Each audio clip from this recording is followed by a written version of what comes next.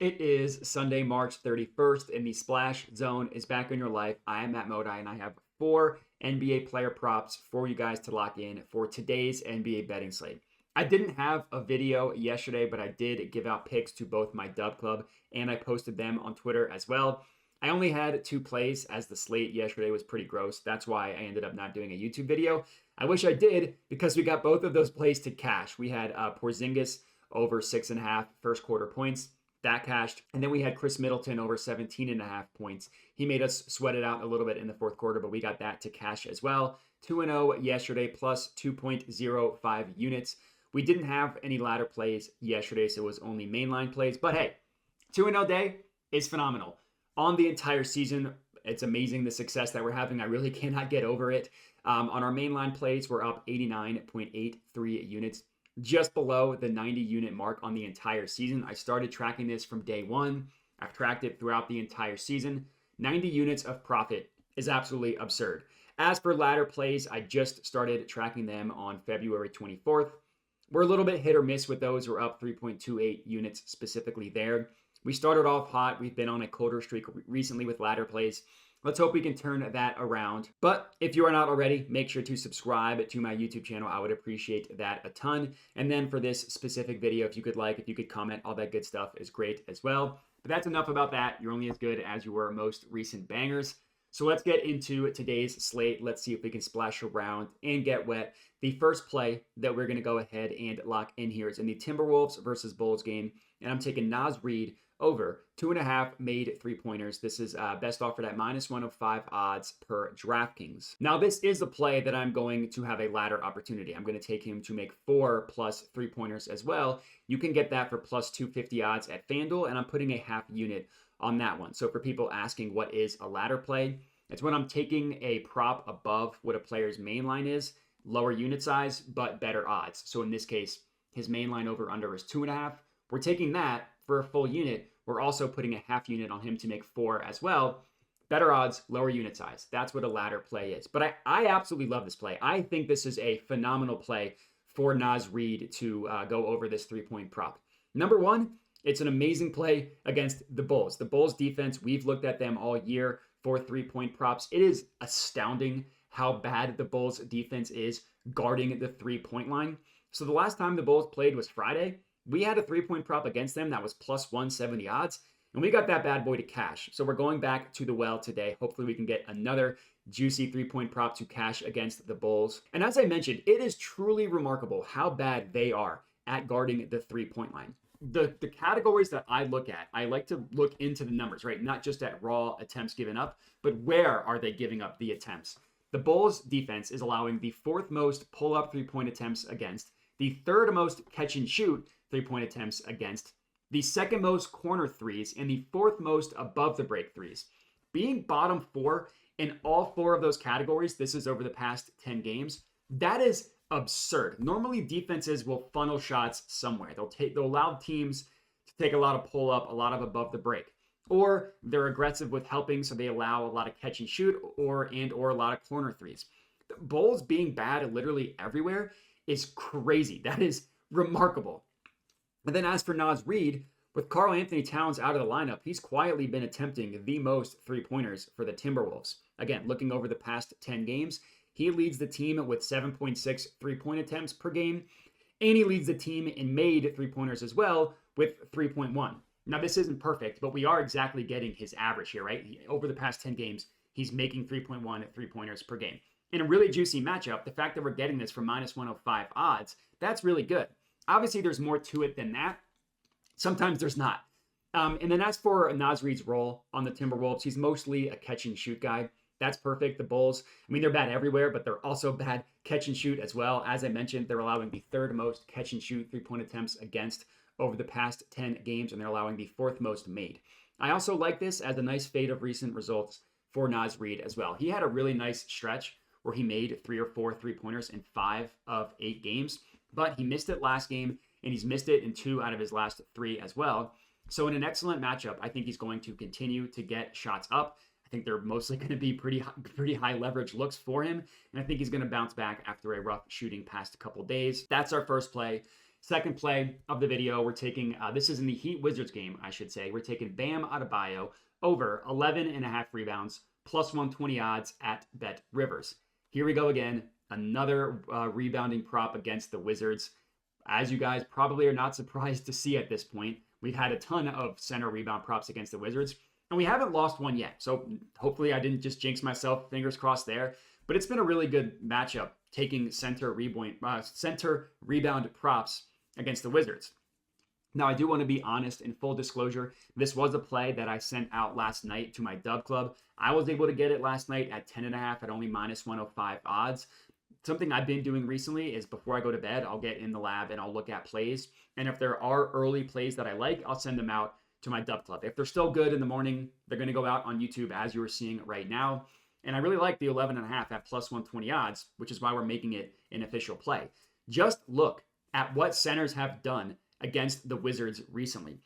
Jalen Duren, 17 rebounds. Nick Claxton, 13 rebounds.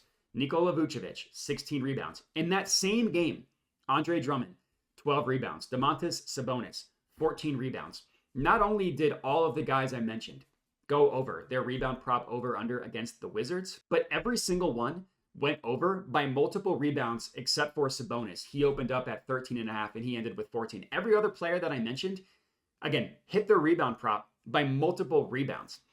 Unsurprisingly, and this is looking at the entire season, not even the recent stats, Courtside Pal lists the Wizards as the best matchup in the NBA when it comes to Bam's rebounding style. That's a center rebounding style. No surprise there.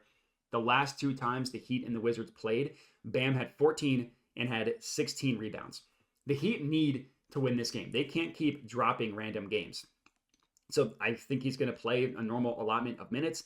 And Bam has been rebounding really well recently. He's gone over this number in 6 of his last 10 games. He's actually never ended on exactly 11 rebounds. He's either had 12 or more, or he's had 10 or less. Now that really doesn't mean anything. It's just kind of funny to look at. But another really good play that I love. That's our second play. Third up, Jazz versus Kings game. I'm taking Domantas Sabonis triple-double plus 120 odds at Bet 365. So the technical play that you are going to lock in here is Domantas Sabonis to record a triple-double. In reality, for all intents and purposes, the play here is going to be whether he gets 10 assists or not. As for points and rebounds, he's gotten 10 points in 71 of 73 games this year. As for rebounds, he's gotten 10 plus in 67 of 73. It would be shocking if he misses a triple-double by not scoring 10 points or getting 10 rebounds. That would be absurd. If that happens, so be it. Sometimes you're just unlucky. But those are almost locks. As for assists, I really like his assist play today. If you wanted to just be safe and take it straight up, you can get him at 10 assists at plus 105 odds. For me, I thought it was worth the extra 15 cents of juice getting it at plus 120. But as for the assist play, again, I really, really like this one. For starters, it's a really good matchup against the Utah Jazz. The Jazz is a defense that we've been targeting all year as an assist matchup. It's because of how bad their defense is. And unsurprisingly, it's another situation where Courtside Pal lists the Jazz as giving up literally the most assists per game to Sabonis' playmaking style. I also like this play because Malik Monk is out, and when Domantas Sabonis shares a floor without Malik Monk, his assist rate goes up pretty dramatically, especially recently. Looking at since March 1st until now, Sabonis averages almost 5 more assists per 36 minutes when Malik Monk is off the court. Normally, Monk runs the second unit. That's why he was a favorite to win 6th man of the year. Normally, he takes a lot of the playmaking and scoring duties when Monk is on the floor. With him out, a lot more playmaking is going to fall on Sabonis than it does Fox. Fox assist rate does not go up when Monk is off the floor, but Sabonis's does. Now, Sabonis has missed this in both games against the Jazz this year, admittedly. Last time they played was in December, so I'm not going to take too much out of that in what is an incredible matchup, and especially with Monk out. I love this play for Sabonis as our third play. Fourth up, final pick of the evening. We're actually sticking in the same game here, Jazz versus Kings, and I'm taking Keegan Murray, 4+ made three-pointers, plus 155 odds at FanDuel. So as for our last play, we're obviously sticking in the same game here, riding with another juicy matchup against the Jazz defense. So the Jazz defense is a great matchup for assists. They're also a great matchup for 3-point props, and even more specifically, catch and shoot 3-pointers as well. According to props.cash, the Jazz are the second best matchup in the entire NBA when it comes to power forward 3-point props. And that makes sense when you dig into it, right? Like whenever I see stats like that, I want to dig into the numbers to see why that's the case. Completely makes sense here. Over the past 10 games, so this is not even looking at the whole season, which props.cash is. They're still bad recently. Again, over the past 10 games, the Jazz are allowing literally the most made catch and shoot 3-pointers in the entire NBA, and they're allowing the second most attempts as well. Only the Hornets are allowing more catch and shoot 3-pointers attempted against them than the Jazz. And they've been bad the entire season. As for Keegan Murray, he's the main catch and shoot guy for the Kings. Looking at him versus the next closest guy, he averages over 1.5 more catch and shoot 3-point attempts than the second most on the Kings. And again, this is over the past 10 games. And unsurprisingly, he's making the most catch and shoot 3-pointers on the Kings as well by over a half a shot made per game. Now, I will admit for this play, the Keegan Murray one specifically, we are not fading recent results here. He's actually been relatively hot from deep recently, but that actually doesn't scare me off with Keegan Murray. A lot of times I like to fade recent results. As for Keegan Murray, he's kind of a streaky shooter. He'll make a bunch of shots in waves, right? If you look at the entire season, and I'm looking at props.cash for this, a lot of the times where the bar is green, meaning he's hit 4 more 3-pointers, it comes in clusters, right? He'll do it 2 of 3 games, 3 of 4, 3 of 5, whatever. Then he'll miss it in 6 of 7, something like that. So he's someone that you want to ride while he's on a heater. Now, unlike Sabonis, Keegan Murray does have absurd success against the Jazz. So it's Keegan Murray's second year in the NBA. He's cashed 4 or more 3-pointers in 4 of 5 games against the Jazz. The one game he missed, he had exactly 3, so he was just there. And that includes, obviously, both games this year where Keegan Murray had 4 and 12 3-pointers made against the Jazz. Now, I'm not going to put too much stock into that if I'm going to not say it matters that much for Sabonis. I can't go back and say it matters a ton here as well. Just nice to see that he does have that success in what is also a good matchup. And Keegan Murray also benefits with Malik Monk out. Again, since March 1st, he is averaging almost 2 more 3-point attempts per game with Malik Monk off the floor. So tons of value on the board today, 4 plays that I really liked. And that's all we got. Again, would appreciate it if you could like the video, comment, subscribe, all that good stuff. And the last thing I mention it at the end of every video. So I do have a Dub Club. It's only $5 a month. And if you're unfamiliar, Dub Club is a website you can sign up for and get plays sent directly to your phone via text, email, Telegram, whatever you want. Now, as for me, I only charge $5 a month for my Dub Club. The way it works is all the plays you see me give out for free on YouTube and on Twitter, those are the plays I send out on Dub Club. The reason why I have it is not everybody wants to watch the YouTube videos, or not everybody has time, but they still want to tail.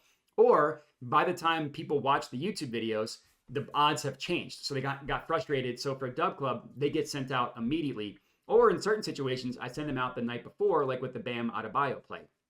So that's kind of the logic of why I created it, a way for people to get them sent to them, get my plays sent to them immediately so they can lock them in before the odds change. But if you would rather just wait and get them for free on YouTube and on Twitter because they are the same plays, totally fine with me.